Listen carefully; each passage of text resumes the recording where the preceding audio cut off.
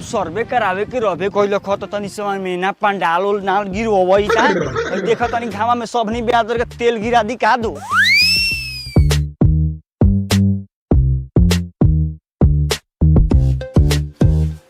ए मुखिया जी बाद में मुखिया की चीटिंग करम रखू अधिकारी लगे फोन करी पब्लिक सब आ गेल। अच्छा आ गेल बोलो। अच्छा रोकी। सरपंच साहब प्रणाम। प्रणाम। मुखिया जी प्रणाम। प्रणाम प्रणाम समारे दु नंदी के प्रणाम। प्रणाम प्रणाम।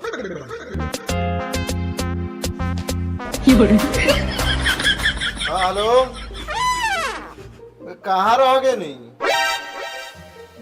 सब लोग आ गेल बा सब लोग हमरी पर खिसियाता महाराज। ए आओ जल्दी आओ।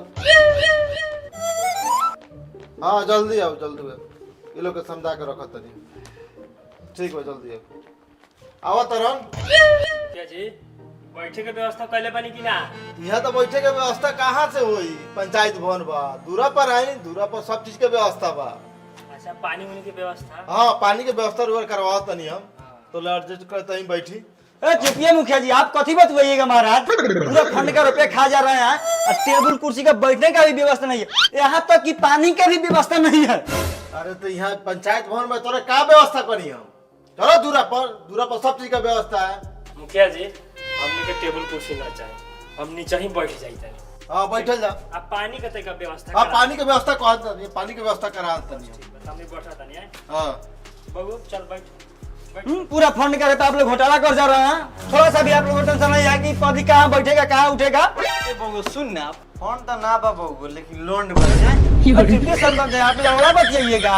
ए चुप बोका के झाट चिल्लाएल करो ये दूर जमीन झाट नहीं किया चल दिले पर बतवाए के साला पूरा बिगहे के जोता था चुपचाप बैठ।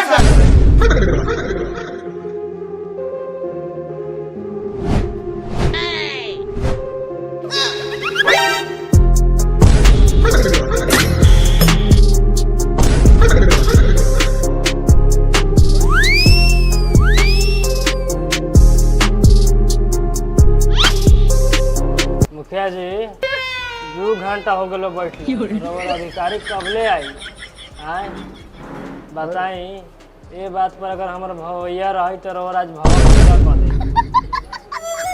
अच्छा रुको रुको अभी फोन करा तनी एक बार 2 घंटा तो हो गेल हमनी के बैठला फोन करा तनी एक बार और। ए मुखिया जी जल्दी करू सेवी जतवा बजे बबू जतवा माटी में मिल जाई ओकर आ गेल तो बात सही कहत जल्दी करू फोन।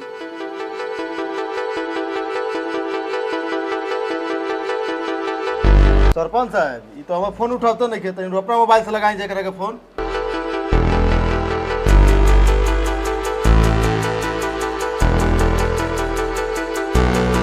वो हमरो फोनवा नहीं के उठाबो। अच्छा लागत होई कहीं गाड़ी चला के आवत होई। हां आवते होई बलिराम टेंशन मत ल 10-15 मिनट और रुक 2 घंटा रुकला त ना।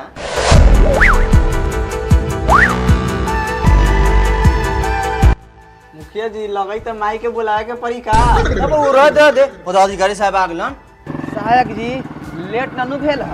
अरे ना ना इधर के लेट कौन ज्यादा कहाँ 2-4 घंटा तो लेटे बनी हमने। अरे का कहीं मेहरारू का डिलीवरी लख अब पैसे छोड़ के हम चल आई। ना ना वो देखल तो जरूरी है बा। नाम मुखिया जी बना आई आई बैठ। अब वो जो तो एगो कुर्सी ले ले आ। ए हम लारे ले कुछ का जो तू ले रे या देखा था ना साला कितना साला चुतिया लइका भाई। मार को हम लोग तो इमरजेंसी काम आ गेला का कारण लेट हो गेला। 2 घंटा में हमनी के बैठल बने आए जाना बनिहारा काम बा हमनी का दिन भर के दिहाड़ी तो रउआ पिटवा देनी आए। अच्छा शांत रह बलिराम का हो गेल एक दिन के बनियारे पिटिया गेल तो सब समझ लो समझी का रउआ तौरी फंसा देनी हमनी के आज के दिहाड़ी। फसल मर दे सब समझाओ सब लोग पेपर जमा करो। अरे जोन काम होई पर में हावड़ा के जरूरत नहीं छे एमे नियम से एकदम चलो एकदम लाइन से काम से रहना रे। अरे सबके काम होई घबराई लोगन मत सब कोई के काम होई काई। ए तो हमर पेपर नु फेटा गेल। ए बलिराम तोरा नाम पर बानू जमीन हां बा तो कागज में नाम बोली नु। ठीक बा ठीक बा। मुखिया जी दस्तावेज सब के जमा हो गेल। हां सब लोग के हो गेल बा सब लोग के हो गेल बा। हां तोरो हो गेल बा। हां तो ई लिया भाई देखल जा। अच्छा एकरा के रखी हम कुछ बतावल चाहत तनी। हां बताओ बताइए। खाली दस्तावेज जमा करे सर्वे ना होई सर्वे करे खातिर कुछ सरकार के नियम बा। जब तक ई सब चीज सब रहिती लोग के समझ में ना आई तब तक ई चीज बहुत कठिन लगी लेकिन ई चीज ज्यादा कठिन नहीं खे। एकरा के हम आसान से आसान भाषा में कोशिश करम समझावे के। सबसे पहले सरकार के नियम अनुसार एमे 22 प्रकार के फॉर्म लागू कइल बा, लेकिन फिलहाल में हमनी के 2 प्रकार के ही फॉर्म भरे के बा। एकर विशेष जानकारी हमर सहायक साहब दी हन। समझावल जाओ। रुके समझावे तनी सबके। देखी ये फॉर्म में 2 गो फॉर्म बाटे, प्रपत्र 2 आ प्रपत्र 3।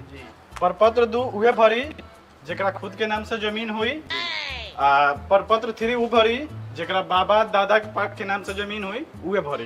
प्रपत्र 2 में बटे एमे खाता खेसरा नाम रकवा जे भी हुई उ सब भर लेवे के बा, ओकरा साथे जमीन के दस्तावेज लगा देवे के बा और ले जाके अंचल में अपना जमा कर देवे के बाटे। आ प्रपत्र 3 में वंशावली बनावे के बाटे, जैसे बाबा भरन पर बाबा भरन उनका नाम लिख देवे के बाटे जेकर नाम से जमीन हुई। वो प्रपत्र 2 में उनका नाम लिख के अपन नाम डाल के ओकर साथ में वंशावली बनावे के बा। अगर एकर विशेष जानकारी लेवे के हुई तो सरपंच साहब के साथ जाए के उनकर से वंशावली बनवा लेवे के बा, आ न तो अपना से खुद से वंशावली बना लेवे के बा। बस सहायक साहब इतने काम बा, हम समझ रहे हैं बहुत कठिन काम बा। चलो कोनो बात नहीं, अब समझ गेल बानी तो हमरा लासाने बा। परदार से एकदम बुझाई चलक जी अब जोत लेम, अब जोत न पाई, अब तो हमरे न हो जाए। ए त जोतम ना, तोरा नाम से जमीन वाली कब्जा में हमरा बा। एके छोड़े ना हो खले, सुनला कि ना अभी समझाला ना कि ना जेकरा नाम से बा ओकरे होई ना ना वो लेखा ना होई, हम जोतन तो हम ही जोतम। पैसा जोत ले बत। ए त तू रोक ले बे, रोक ना ले, हम ले ले हम। ए हमरा जोतम हम जब तू ले ले साले चल तोहर अभी हम मुखिया जी वो अब साला हम दोगला बा, एगो तो घरे कोट मोर करत असन, आई पंचायतो कोन बड़ा के मारपीट करत असन। अरे उ सरवा एगो दुगला नहीं खेऊ, सबके पेपर लेके आल के चोरा के लेके ओकरा बाद में ओकरा से मारपीट। ए मुखिया जी रो कैसन आदमी बानी, रउए पंचायत के 2 गो आदमी मारपीट करत बार वो छोड़ावे जाई ना। अरे ओकनी के ई रउआ अभी नया देखत नहीं, तो कितना बार कॉल लेला सही। महाराज रउआ अभियो भाषण देत बानी, ई ना कि जाके छोड़ाई, इतने माए बता जाके छोड़ा दऊ। ए सहायक साहब चली।